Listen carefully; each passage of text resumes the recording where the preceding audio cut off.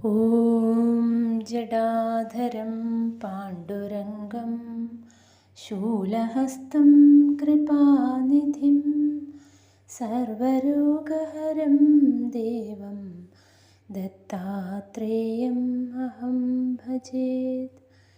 ഗുരുപരമ്പരയ്ക്കും Shri P Keshavan നമ്പൂതിരിക്കും പ്രണാമം. ശ്രീപാദ ശ്രീവല്ലഭ ചരിതാമൃതാകാരേണ ഗുരുദത്താത്രേയ ശ്രീപാദ ശ്രീവല്ലഭ പരബ്രഹ്മണേ നമഃ. കർമ്മത്തിൻ്റെ രഹസ്യം. ശ്രീപാദ നാമജപം മുഴങ്ങുന്ന ഈ ചുറ്റുപാട് അദ്ദേഹത്തെക്കുറിച്ചുള്ള ചിന്തകൾ നിറഞ്ഞതും ശുഭകരവും പരിശുദ്ധവുമായ സ്പന്ദനങ്ങൾ നിറഞ്ഞു കവിയുന്നതുമാണ്. നരസാവധാനി ജന്മനാ ഒരു ബ്രാഹ്മണനാണ്. എന്നാൽ അദ്ദേഹത്തിൻ്റെ ഗൃഹത്തിലെ ഭൗതികവും മാനസികവും ആത്മീയവുമായ എല്ലാ സ്പന്ദനങ്ങളും വിഷമയമാണ്. ആയതുകൊണ്ട് ശ്രീപാദൻ അശുദ്ധവായു നിറഞ്ഞ അന്തരീക്ഷമുള്ള ആ ബ്രാഹ്മണ ഗൃഹത്തിലെ ആതിഥ്യം നിരാകരിച്ചു. ഇതാണ് രഹസ്യം.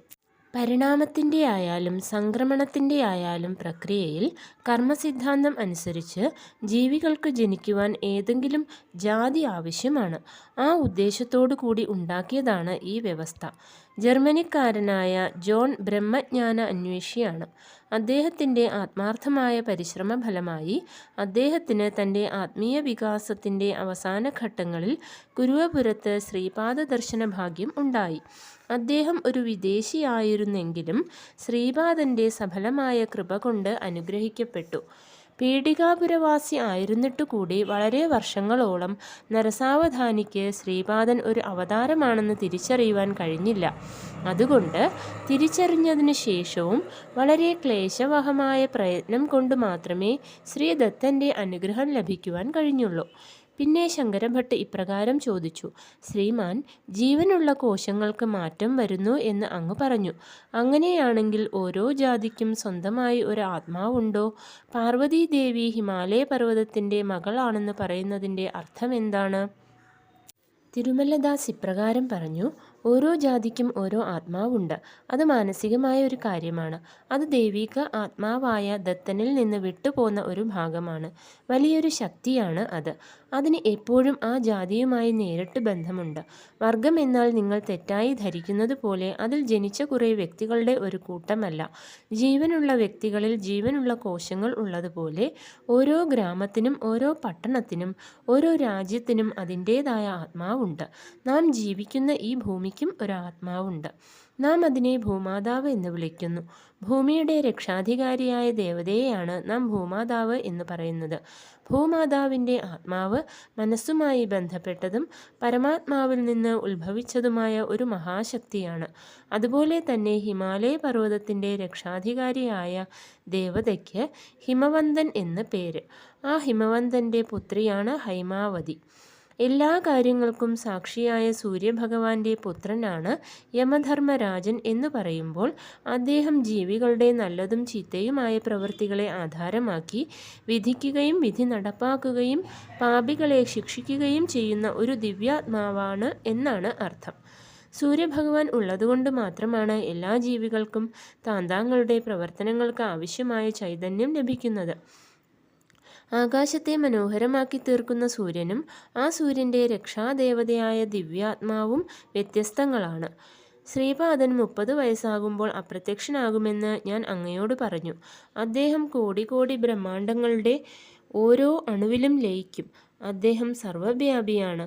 പിന്നെ ഈ ലയനം എന്താണ് എന്ന് അങ്ങ് ചോദിച്ചേക്കാം. അദ്ദേഹം സർവ്വവ്യാപിയാണെങ്കിലും കോടിക്കണക്കിന് കൂടുതൽ വലിയ പ്രപഞ്ചങ്ങൾ അദ്ദേഹത്തിൻ്റെ ശക്തിയിൽ നിന്നും സ്വാധീനത്തിൽ നിന്നും കുറേ ദൂരെ മാറി നിൽക്കുന്നുണ്ട്. അവയിലെ പരിണാമസംബന്ധിയായ പ്രക്രിയയുടെ വേഗത വർദ്ധിപ്പിക്കുവാൻ അദ്ദേഹം അവയെ തൻ്റെ ശക്തിയുടെയും സ്വാധീനത്തിൻ്റെയും അടുത്തേക്ക് ആകർഷിക്കുന്നു. സമസ്ത സൃഷ്ടിയുടെയും പരിണാമസംബന്ധിയായ ഘട്ടങ്ങളിൽ ഒരു പ്രതിസന്ധി ഉണ്ടാകുമ്പോൾ ദത്താത്രേയൻ ഈ വിധത്തിൽ അവതരിക്കുന്നു.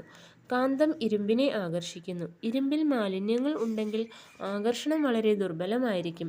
എല്ലാ മാലിന്യങ്ങളെയും നീക്കുകയും സൃഷ്ടിയിലുള്ള എല്ലാ അണുക്കളെയും തന്നിലേക്ക് ആകർഷിക്കുകയും പ്രപഞ്ച പരിണാമത്തിന് പുതിയ ലക്ഷ്യം നൽകുകയും ചെയ്യുവാനായി ഇത്തരത്തിലുള്ള അവതാരങ്ങൾ വരുന്നു. പഞ്ചകന്യകളെ വിവരിക്കുന്നു. ശങ്കരഭട്ട് തിരുമലദാസുവിനോട് ചോദിച്ചു: അഹല്യ, ദ്രൗപദി, സീത, താര, മണ്ഡോദരി ഇവരുടെ നാമങ്ങൾ എല്ലാ ദിവസവും ജപിക്കുന്നത് കൊണ്ട് മഹാപാപങ്ങൾ നശിപ്പിക്കപ്പെടുന്നു എന്ന് കേട്ടിട്ടുണ്ട്. എനിക്കിത് മനസ്സിലാകുന്നില്ല. ദയവു ചെയ്ത് വ്യക്തമായി പറഞ്ഞു തരാമോ? തിരുമലദാസു പറഞ്ഞു. ദേവേന്ദ്രന് അഹല്യയിൽ ആസക്തിയുണ്ടായിരുന്നു. അവരെ അനുഭവിക്കാനായി അദ്ദേഹം ഒരു കൗശലരംഗം ആസൂത്രണം ചെയ്തു. ഒരു രാത്രിയിൽ ദേവേന്ദ്രൻ ഒരു പൂവൻകോഴിയുടെ രൂപമെടുത്ത് കൂകി. പ്രഭാതമായതായി വിചാരിച്ച് ഗൗതമൻ നിത്യകർമ്മങ്ങൾക്കായി പുറത്തേക്ക് പോയി. സ്വന്തം ഭർത്താവിൽ അർപ്പിത മനസ്സായ ശ്രേഷ്ഠയായ അഹല്യയെ ദേവേന്ദ്രന് തൊടുവാൻ കഴിഞ്ഞില്ല. അദ്ദേഹത്തിന് ദിവ്യശക്തികൾ ഉണ്ടായിരുന്നു. അഹല്യയോടുള്ള ആസക്തിയിൽ നിന്നുണ്ടായ മനഃശക്തി കൊണ്ട് അഹല്യയെപ്പോലുള്ള ഒരു രൂപം ഉണ്ടായി. പകർപ്പായ അഹല്യയുടെ ദേഹത്തിലെ എല്ലാ ജീവകോശങ്ങളും ദേവേന്ദ്രൻ്റെ ഇച്ഛാശക്തിയിൽ നിന്ന് ഉണ്ടായവയാണ്. ഇന്ദ്രൻ പകർപ്പായ അഹല്യയുമായി ലൈംഗിക വീഴ്ചയിൽ വിനോദിക്കുന്നത് കണ്ട ഗൗതമൻ അവരെ രണ്ടുപേരെയും ശപിച്ചു. അപ്പോൾ അഹല്യ പറഞ്ഞു, ബുദ്ധിശൂന്യനായ മഹർഷി, അങ്ങ് എന്താണ് ഈ ചെയ്തത്? അഹല്യ ആധ്യാത്മികമായി ഗൗതമനേക്കാൾ കൂടുതൽ ശ്രേഷ്ഠമായ ഒരു സ്ഥിതിയിലായിരുന്നു. അഹല്യയുടെ ശാപഫലത്താൽ ഗൗതമൻ 12 വർഷം മാനസിക അസ്ഥിരത അനുഭവിച്ചു. ശിവനെ ഭജിച്ചുകൊണ്ട് അദ്ദേഹം സാധാരണ നില വീണ്ടെടുത്തു. അഹല്യയുടെ ഇച്ഛാശക്തി നിശ്ചേതനതയിലായി. അതോടുകൂടി അവരുടെ ശരീരവും ഒരു പാറയായി തീർന്നു. ശ്രീരാമൻ്റെ പാദധൂളികൾ ആ പാറമേൽ വീണപ്പോൾ അഹല്യ ശാപത്തിൽ നിന്ന് മോചിപ്പിക്കപ്പെട്ടു. ആയതുകൊണ്ട് അഹല്യ വളരെ പവിത്രയാണ് എന്ന് മനസ്സിലാക്കൂ. ശാപഗ്രസ്തനായ ദേവേന്ദ്രൻ പഞ്ചപാണ്ഡവന്മാരായി പിറന്നു. 5 രൂപങ്ങളും 5 മനസ്സുകളും ഉണ്ടെങ്കിലും അവയ്ക്ക് ആധാരമായ ആത്മാവ് ഒന്ന് മാത്രമാണ്. ഇതൊരു അസാധാരണ കാര്യമാണ്. സജീദേവി യാഗശാലയിൽ അഗ്നികുണ്ഡത്തിൽ നിന്ന് ദ്രൗപദിയായി ജനിച്ചു. അതും ഒരു അയോനിജ ജന്മമായിരുന്നു. അഗ്നിദേവൻ യഥാർത്ഥ സീതയെ തൻ്റെ ഉള്ളിൽ ഒളിപ്പിച്ചു വെച്ചു. മായാസീതയെയാണ് രാവണൻ ലങ്കയിലേക്ക് കൊണ്ടുപോയത്. അഗ്നിപരീക്ഷ കൊണ്ട് സീത തൻ്റെ ശുദ്ധി തെളിയിച്ചപ്പോൾ 2 സീതമാർ പുറത്തു വന്നു. ആയതുകൊണ്ട് അറിയുക, സീതാദേവി മഹാപതിവ്രതയാണ്. ഭൂചക്രത്തിലെ 12 രാശികളിൽ 27 നക്ഷത്രങ്ങളുണ്ട്. 27 നക്ഷത്രങ്ങളുടെ രക്ഷാദേവത താരാദേവിയായി ജനിച്ചു. ദേവിക്ക് യൗവനം തികഞ്ഞപ്പോൾ വ്യാഴഗ്രഹത്തിൻ്റെ രക്ഷാദേവതയായ ബൃഹസ്പതി അവരെ പ്രേമിക്കുകയും വിവാഹം കഴിക്കുകയും ചെയ്തു. പ്രായാധിക്യമുള്ള ഒരു ഭർത്താവിന് പൂർണ്ണമായി വികസിച്ച ചെറുപ്പക്കാരിയായ ഒരു യുവതിയെ തൃപ്തിപ്പെടുത്തുവാൻ കഴിയുകയില്ല. ഇത് ധർമ്മവിരുദ്ധമായ കാര്യമാണ്. വിവാഹസമയത്ത് ചെയ്ത പവിത്രമായ പ്രതിജ്ഞകളെ ഭഞ്ജിക്കുന്നതിനെ പൊറുക്കുവാൻ കഴിയുകയില്ല. താരാദേവി ബൃഹസ്പതിയെ കണ്ടപ്പോഴെല്ലാം തൻ്റെ സങ്കല്പത്തിലെ ഭർത്താവിൻ്റെ രൂപമായിരുന്നില്ല അദ്ദേഹത്തിൻ്റേത്. ഭർത്താവാണെന്ന തോന്നൽ അവരിൽ ഉണ്ടാക്കേണ്ടതായ ചുമതല ബൃഹസ്പതിക്കുണ്ടായിരുന്നു. എല്ലാ ധർമ്മങ്ങളും അറിയുന്ന അദ്ദേഹം അവയെ അതിലംഘിച്ചുകൊണ്ട് പ്രവർത്തിച്ചു. താരാദേവിയുടെ മനോഭാവമനുസരിച്ച് അവരുടെ ദേഹത്തിലെ ജീവകോശങ്ങളിൽ പല മാറ്റങ്ങളും സംഭവിച്ചു. ചന്ദ്രൻ്റെ രൂപം അവരുടെ ഹൃദയത്തിൽ പ്രതിഷ്ഠ നേടി. അവരുടെ ഹൃദയം ചന്ദ്രൻ കീഴടക്കി. ഇത് അവരെ മാറ്റിമറിച്ചു. മുമ്പ് ബൃഹസ്പതിയെ വിവാഹം കഴിച്ച അതേ താരാദേവി അല്ലാതായി അവർ. ആകയാൽ താരയും ചന്ദ്രനുമായുള്ള ബന്ധം ഒരു ധർമ്മലംഘനമായിരുന്നില്ല. സൃഷ്ടിയുടെ നിയമക്രമമനുസരിച്ച് ചന്ദ്രന് 27 നക്ഷത്രങ്ങളുടെയും ചുറ്റും പോകേണ്ടതുണ്ട്. അത് അദ്ദേഹത്തിൻ്റെ ചുമതലയാണ്. ഇത് വ്യാഴഗ്രഹത്തിൻ്റെ ബൃഹസ്പതിയുടെ ചുമതലയല്ല. വ്യാഴം അങ്ങനെ ചെയ്യുകയാണെങ്കിൽ അതൊരു ധർമ്മലംഘനമായിരിക്കും. ധർമ്മത്തെ ലംഘിക്കുന്ന എന്തിനേയും നശിപ്പിച്ചേ മതിയാകൂ. അതുകൊണ്ട് 27 നക്ഷത്രങ്ങളുടെ രക്ഷാദേവതയായ താരാദേവി ചന്ദ്രമണ്ഡലത്തിൻ്റെ രക്ഷാദേവതയായ ചന്ദ്രനുമായി ചേരുക എന്നത് ധർമ്മമാണ്. എൻ്റെ കുട്ടി, ഈ ഉചിതമായ ധർമ്മമനുസരിച്ച് താരാദേവി മഹാപതിവ്രതയാണ്. ഭീഷ്മർ തൻ്റെ ശരശയ്യയിൽ കിടന്നുകൊണ്ട് ധർമ്മരാജന് പ്രയോജനകരമായ ധർമ്മോപദേശങ്ങൾ നൽകി.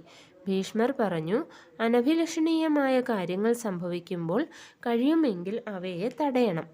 അല്ലെങ്കിൽ അധർമ്മം സംഭവിക്കുന്നിടത്ത് നിന്ന് പോകണം. ഇത് കേട്ടപ്പോൾ ദ്രൗപദി ഉറക്കെ ചിരിച്ചു. അപ്പോൾ ഭീഷ്മർ പറഞ്ഞു, ദ്രൗപദിയെ മാനഭംഗപ്പെടുത്തിയപ്പോൾ ഞാനൊന്നും മിണ്ടാതെയിരുന്നു. ആ കാലത്ത് ഞാൻ ദുര്യോധനനും മറ്റുള്ളവരും തന്ന ആഹാരം കഴിച്ചു ജീവിക്കുകയായിരുന്നു. അപ്പോൾ എൻ്റെ മനസ്സ് ദൂഷിതമായിരുന്നു. ഇപ്പോൾ ആ ദുഷിച്ച രക്തം മുഴുവൻ ദേഹത്തിൽ നിന്ന് പുറത്തുപോയി. ഇപ്പോൾ എൻ്റെ മനസ്സിൽ കളങ്കമില്ല. എനിക്ക് സത്യം മനസ്സിലായി. ഒരു ജീവി അതിൻ്റെ വികസന പ്രക്രിയയിൽ വളരെ ജന്മങ്ങൾ എടുക്കുന്നു. കുറേ ജന്മങ്ങളിൽ സ്ത്രീയായും മറ്റുള്ളവയിൽ പുരുഷനായും ജനിക്കുന്നു. മനുഷ്യജന്മം ലഭിക്കാതെ മൃഗങ്ങളോ പക്ഷികളോ ആയി ജനിച്ചെന്നും വരാം. ഒരു ജന്മത്തിൽ മണ്ഡോദരി ഒരു പുരുഷനായിരുന്നു. ആ ജന്മത്തിൽ അവരുടെ ഒരു ഭാര്യ ചഞ്ചല ഹൃദയയും ഒരുവൾ ക്രൂരയും ഒരുവൾ ശാന്ത സ്വഭാവമുള്ളവളും ആയിരുന്നു. ചഞ്ചല ഹൃദയ ആയവൾ പിന്നീട് ബാലി എന്ന പേരിൽ ഒരു വാനരനായി ജനിച്ചു. ക്രൂരയായ ഭാര്യ രാവണനായി ജനിച്ചു. സൗമ്യപ്രകൃതിയായ ഭാര്യ വിഭീഷണനായി ജനിച്ചു. മറ്റൊരു കൽപ്പത്തിൽ, അതായത് 4 യുഗങ്ങളുടെ സംയുക്തത്തിൽ, മണ്ഡോദരി ഒരു പുരുഷനായിരുന്നപ്പോൾ ഇവർ 3 പേരും ഭാര്യമാരായിരുന്നു. ഇപ്പോഴത്തെ ജന്മത്തിൽ മണ്ഡോദരി ബാലിയുടെ ഭാര്യയായി. അവർക്ക് അംഗദൻ എന്ന പുത്രൻ ഉണ്ടായി. പിന്നീട് അവർ രാവണന്റെ ഭാര്യയായി. രാവണന്റെ മരണശേഷം അവർ വിഭീഷണന്റെ പട്ടമഹിഷിയായി. ബാലിയുടെയും രാവണന്റെയും വിഭീഷണന്റെയും ഭാര്യയായിരുന്ന അതാത് കാലഘട്ടത്തിലെ ജീവകോശങ്ങൾ വ്യത്യസ്തങ്ങളായിരുന്നു. അതുകൊണ്ട് മണ്ഡോദരിയും ഒരു മഹാപതിവ്രതയാണ്. ശങ്കരഭട്ട് ചോദിച്ചു, ശ്രീമാൻ, സ്ത്രീകളും പുരുഷന്മാരും ഏകപതീവ്രതം അല്ലെങ്കിൽ ഏകപത്നീവ്രതം അനുഷ്ഠിക്കണമെന്ന് പറയപ്പെട്ടിട്ടുണ്ട്. ബഹുഭർത്തൃത്വവും ബഹുഭാര്യാത്വവും നിന്ദ്യമല്ലേ? കർമ്മചക്രത്തിൻ്റെ പുരോഗതി. തിരുമലദാസു പറഞ്ഞു, അങ്ങ് പറയുന്നത് വളരെ ശരിയാണ്. ഒരുവൻ കാരണം കൂടാതെ തൻ്റെ ഭാര്യയെ പീഡനത്തിന് വിധേയമാക്കുന്നുവെങ്കിൽ അടുത്ത 7 ജന്മങ്ങളിൽ അയാൾ ചെറുപ്പത്തിൽ തന്നെ വിധവയായിത്തീരും. ഒരുവൻ 4 or 5 സ്ത്രീകളെ വിവാഹം കഴിക്കുന്നുവെങ്കിൽ അടുത്ത ജന്മത്തിൽ അയാൾ ഒരു സ്ത്രീയായി ജനിക്കുന്നു. ആ 4-5 സ്ത്രീകളുടെ ലൈംഗികമായ ആഗ്രഹങ്ങളും പ്രേരണകളും നശിപ്പിക്കപ്പെട്ടിട്ടില്ലെങ്കിൽ അവർ പുരുഷന്മാരായി ജനിക്കുകയും ആ സ്ത്രീയുമായി ലൈംഗികമായ ഇഷ്ടം സാധിക്കുകയും ചെയ്യുന്നു. ഇത് ഒരു ജന്മത്തിലാണ് നടക്കുന്നതെങ്കിൽ അത് വ്യഭിചാരമാണ്, അത് പാപമാണ്. എന്നാൽ ഈ പുരുഷന്മാർ സ്ത്രീയുടെ വ്യത്യസ്ത ജന്മങ്ങളിൽ ഇവരെ വിവാഹം ചെയ്യുകയാണെങ്കിൽ അതിൽ പാപത്തിൻ്റെ പ്രശ്നമില്ല. ഇത് കാലചക്രത്തിൻ്റെ ശക്തിയാണ്. ഈ മഹാചക്രത്തിൻ്റെ ചുറ്റലിൽ അപ്രകാരമുള്ള എണ്ണമറ്റ അത്ഭുതങ്ങൾ സംഭവിക്കുന്നു. ഒരാൾ ഒരു സ്ത്രീയായി ജനിക്കുന്നുവെങ്കിൽ ആ ജന്മത്തിലെ കടമകൾ തീർക്കേണ്ടതുണ്ട്. പുരുഷൻ്റെ കാര്യത്തിലും അങ്ങനെ തന്നെയാണ്. ദമ്പതികളെ തമ്മിൽ അകറ്റുന്ന ഒരാൾ ഷണ്ഡനായി ജനിക്കും. ലൈംഗികത്വം ഉണ്ടായിരിക്കുകയില്ല. ദാമ്പത്യപരമായ പരമാനന്ദം നഷ്ടപ്പെടും. തികഞ്ഞ ദുരിതവും യാതനയും അനുഭവിക്കും. മാംസാഹാരം നിഷിദ്ധമാണ്. ഒരാൾ ഒരാടിനെ കൊല്ലുകയും മറ്റു 10 പേരുടെ കൂടെ അതിൻ്റെ മാംസം തിന്നുകയും ചെയ്തു എന്നിരിക്കട്ടെ. ജീവൻ പോകുന്ന സമയത്ത് ആട് ഭയങ്കരമായ വേദന അനുഭവിച്ചു. ആ വിപരീത ശക്തികൾ വായുമണ്ഡലത്തിൽ മറയ്ക്കപ്പെട്ട് കിടക്കുന്നു. എൻ്റെ കുട്ടി വായുമണ്ഡലത്തിൽ വേദനാജനകമായ പ്രതികരണങ്ങളും സന്തോഷകരമായ പ്രതികരണങ്ങളും മറഞ്ഞിരിക്കുന്നു. നല്ല പ്രവൃത്തികൾ സന്തോഷകരമായ സ്പന്ദനങ്ങളുള്ള പ്രതികരണങ്ങളും ചീത്ത പ്രവൃത്തികൾ ക്ഷോഭകരമായ പ്രത്യാഘാതങ്ങളും ഉണ്ടാക്കുന്നു. ചത്ത ആട് അതിനെ ഭക്ഷിച്ച 10 പേരെ ഉപദ്രവിക്കുവാൻ ഉദ്ദേശിക്കുന്നു. ഈ 10 പേരും ആടുകളായി ജനിക്കുന്നു. മനുഷ്യനെക്കുറിച്ചുള്ള ആടിൻ്റെ ഈ ചിന്തയുടെ ഫലമായി അത് ആ മനുഷ്യരുടെ ജീവൻ എടുക്കുന്നു. ഇപ്രകാരം പ്രവൃത്തികളുടെ ഫലങ്ങൾ തുടർന്ന് സംഭവിക്കുന്നു. ഓരോ പ്രവൃത്തിക്കും അതിന് ചേരുന്ന ഒരു പ്രതിപ്രവർത്തനം ഉണ്ടാകും. ആയതുകൊണ്ട് മനുഷ്യർ മാപ്പ് കൊടുക്കുന്ന സ്വഭാവം വളർത്തണം. സാത്വിക സ്വഭാവമുള്ള ഒരാൾ ആടിൻ്റെ മാംസം കണ്ടാലും അത് ഭക്ഷിക്കുവാൻ ആഗ്രഹിക്കുകയില്ല. ആ ആട് തന്നെ ഒരിക്കൽ ഭക്ഷിച്ച മനുഷ്യനായിരുന്നു എങ്കിൽ പോലും അയാൾ അതിന് മാപ്പ് കൊടുക്കുകയും ജീവൻ തിരിച്ചു നൽകുകയും ചെയ്യുമ്പോൾ കർമ്മചക്രം അവിടെ അവസാനിക്കുന്നു. പീഠികാപുര നിവാസികളുടെ കൂട്ടായ പുണ്യവും പാപവും ഒരേ സമയത്ത് സഫലമായതാണ് ശ്രീപാദ ശ്രീവല്ലഭൻ്റെ ജന്മത്തിന് കാരണമായത്. പുണ്യശീലരായ ജനങ്ങൾ അദ്ദേഹത്തെ ശ്രീദത്തനായി മനസ്സിലാക്കുകയും ശുഭമായ ഫലങ്ങൾ നേടുകയും ചെയ്തു. പാപികൾ അദ്ദേഹത്തെ ശ്രീദത്തനായി കണ്ടില്ല. അവർ ദുഷ്ടഫലങ്ങൾ അനുഭവിക്കുകയും ചെയ്തു. ശ്രീപാദ ശ്രീവല്ലഭനെ അധിക്ഷേപിക്കുന്നവർ അവർ ശ്രീദത്തനെ ആരാധിക്കുന്നവർ ആയിരുന്നിട്ടും രൗരകവും മറ്റുമായ നരകങ്ങളിൽ വീഴുന്നു. കാര്യം മനസ്സിലായില്ലെങ്കിൽ ഒന്നും പറയാതിരിക്കുന്നതാണ് നല്ലത്. എന്തായാലും മനോഹരമായ, ദിവ്യമായ, തിളക്കമാർന്ന, മംഗളകരമായ, മഹാമനസ്കതയുള്ള ആ രൂപത്തെ ആരും ദുഷിക്കരുത്. അദ്ദേഹത്തിൻ്റെ മുഖത്ത് കർപ്പൂര ആരതി നൽകുകയും എന്നാൽ പാദങ്ങളിൽ ആണി തറയ്ക്കുകയും ചെയ്യുകയും ശ്രീദത്തൻ്റെ അവതാരത്തെ അധിക്ഷേപിച്ച് പറയുകയും ചെയ്യുന്നവർക്ക് ലൈംഗിക രോഗങ്ങൾ ഉണ്ടാകും. അതുമാത്രമല്ല, ശ്രീദത്തൻ അദ്ദേഹത്തിൻ്റെ അനുഗ്രഹലീലകളിൽ ഒരു പ്രത്യേക യോഗശക്തി കൂടി അധികമായി ചേർത്തിട്ടുണ്ട്. പുണ്യശാലികളായവർക്ക് അവർ ആവശ്യപ്പെടാതെ തന്നെ ശ്രീദത്തൻ്റെ നാമസ്മരണം കൊണ്ട് മാത്രം അവരുടെ ആഗ്രഹങ്ങൾ പ്രയാസം കൂടാതെ നിറവേറുന്നു. ശ്രീപാദനെ ദുഷിക്കുന്ന പാപികൾക്ക് അസാധാരണമായ രീതിയിൽ കണക്കറ്റ പ്രതിബന്ധങ്ങളും അനഭികാമ്യമായ ഫലങ്ങളും സംഭവിക്കുന്നു. അഗ്നിയുടെ ഒരു രൂപമാണ് ശ്രീപാദൻ്റേത്. അദ്ദേഹം അഗ്നി കൊണ്ട് നിർമ്മിതമായ ഒരു വസ്ത്രം ധരിക്കുന്നു. അദ്ദേഹത്തിൻ്റെ ശരീരം പവിത്രമായ യോഗാഗ്നിയുടെ മൂർത്തീകരണമാണ്. അദ്ദേഹത്തിൻ്റെ പാവനമായ പാദുകങ്ങളുടെ ഫലക്ഷമതയെ വർണ്ണിക്കുവാൻ യുഗങ്ങൾ മതിയാവുകയില്ല. അദ്ദേഹത്തിൻ്റെ ശ്രീപാദുകങ്ങളുടെ മഹത്വത്തെ പൂർണ്ണമായി വിവരിച്ചു പറയുവാൻ വേദങ്ങൾക്കും ഉപനിഷത്തുകൾക്കും പോലും അസാധ്യമാണ്. എത്ര യുഗങ്ങൾ കഴിഞ്ഞുപോയി, എത്ര കൽപ്പങ്ങൾ കടന്നുപോയി, എത്ര സൃഷ്ടിസ്ഥിതി സംഹാര ചക്രങ്ങൾ സംഭവിച്ചു എന്നു വരികിലും ശ്രീദത്തൻ ശ്രീദത്തനാണ്. അദ്ദേഹത്തോട് ഉപമിക്കാവുന്നവരായി ആരുമില്ല. വാസ്തവത്തിൽ അദ്ദേഹം ശ്രീപാദ ശ്രീവല്ലഭനാണ്. ഈ സൃഷ്ടിയിലെ ഓരോ അണുവും ഈ പരമമായ സത്യത്തിന് സാക്ഷ്യം വഹിക്കുന്നു. സ്വയംഭൂദത്തൻ്റെ പുനഃപ്രതിഷ്ഠാപനം. അസാധാരണനായ ഒരു അവധൂതൻ പീഠികാപുരത്ത് വന്നു. അദ്ദേഹം ഭ്രാന്തനായ ഒരു സന്യാസിയായിരുന്നു. ജനങ്ങളെ ശാപം കൊണ്ടും അസഭ്യം കൊണ്ടും അനുഗ്രഹിച്ചിരുന്ന പ്രത്യേകതയുള്ള ഒരു സന്യാസി. ആരെയെങ്കിലും അദ്ദേഹം പ്രശംസിക്കുന്നുവെങ്കിൽ ആ വ്യക്തിയുടെ സൽപ്രവൃത്തികളുടെ ഫലത്തിൽ നിന്ന് കുറച്ചു ഭാഗം കുറയുന്നു. സ്വയംഭൂദത്തൻ എവിടെയാണെന്നും അവിടുത്തെ ചുറ്റുപാടുകൾ എന്താണെന്നും പീഠികാപുരവാസികൾ അദ്ദേഹത്തോട് അന്വേഷിച്ചു. സ്വയംഭൂദത്തൻ എല്ലാ പുണ്യക്ഷേത്രങ്ങളിലും സ്നാനം ചെയ്തു എന്നും ഇപ്പോൾ ഏലാനദിയിൽ വിശ്രമിക്കുകയാണെന്നും സിദ്ധൻ അവരോട് പറഞ്ഞു. അതിനെ തുടർന്ന് ഏലാനദിയിൽ തിരച്ചിൽ നടത്തിയപ്പോൾ സ്വയംഭൂദത്ത വിഗ്രഹം പുറത്തു വന്നു. ഒരു മംഗളമുഹൂർത്തത്തിൽ സർവമംഗലാദേവി സുമതി മഹാറാണിയും ബ്രാഹ്മണശോഭ തിളങ്ങുന്ന അപ്പലരാജശർമ്മയും ആ വിഗ്രഹത്തെ പുനഃപ്രതിഷ്ഠാപനം നടത്തി. ആ സിദ്ധൻ്റെ ആഗ്രഹത്തെ മാനിച്ചാണ് ഇപ്രകാരം ചെയ്തത്. ശ്രീ ബാപ്പനാര്യ മഹത്തായ ആ ആഘോഷച്ചടങ്ങിന് നേതൃത്വം നൽകി. വിദ്യാരണ്യൻ്റെ ജനനം. ക്ഷേത്രത്തിൽ പുനഃപ്രതിഷ്ഠ നടന്ന ദിവസം ശ്രീ ബാപ്പനാര്യ ഭിക്ഷയ്ക്കായിട്ട് സിദ്ധനെ തൻ്റെ ഗൃഹത്തിലേക്ക് ക്ഷണിച്ചു. സിദ്ധൻ ക്ഷണം സ്വീകരിച്ചു. അദ്ദേഹം ശ്രീപാദനെ മുത്തച്ഛൻ്റെ ഗൃഹത്തിൽ വെച്ച് കണ്ടു. നിലത്ത് മൃദുവായി കാലടികൾ വയ്ക്കുന്ന 2 വയസ്സുള്ള ആ ദിവ്യനായ കുട്ടിയുടെ മേൽ അദ്ദേഹത്തിന് ആഴ്ത്തിക്കളയുന്ന പുത്രസ്നേഹം നിറഞ്ഞു കവിഞ്ഞു. കുട്ടി അതിൻ്റെ അമ്മാവനായ വെങ്കാവധാനിയുടെ ചുമലിലേക്ക് പിടിച്ചു കയറി. അത് അമ്മാവൻ്റെ തലയിലെ കുടുമ പിടിച്ച് കളിച്ചുകൊണ്ടിരുന്നു. സിദ്ധനെ കണ്ടപ്പോൾ കുട്ടി ചിരിക്കുവാൻ തുടങ്ങി. ചിരിയുടെ ശബ്ദം കേട്ട് സിദ്ധൻ മോഹാലസ്യത്തിലായി.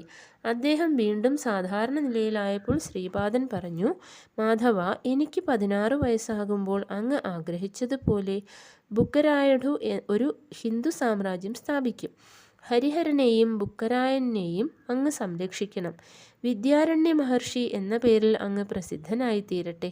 തുടർന്നു വരുന്ന നൂറ്റാണ്ടിൽ ഗോവിന്ദ ദീക്ഷിതരു അങ്ങയുടെ സഹോദരൻ സായണാചാര്യയുടെ ഗൃഹത്തിൽ ജനിക്കും. ആ ഗോവിന്ദ ദീക്ഷിതരു അങ്ങല്ലാതെ മറ്റാരുമല്ല. അങ്ങൊരു രാജർഷി എന്ന നിലയ്ക്കും തഞ്ചാവൂരിലെ മഹാമന്ത്രി എന്ന നിലയ്ക്കും അഭിവൃദ്ധി നേടുമാറാകട്ടെ.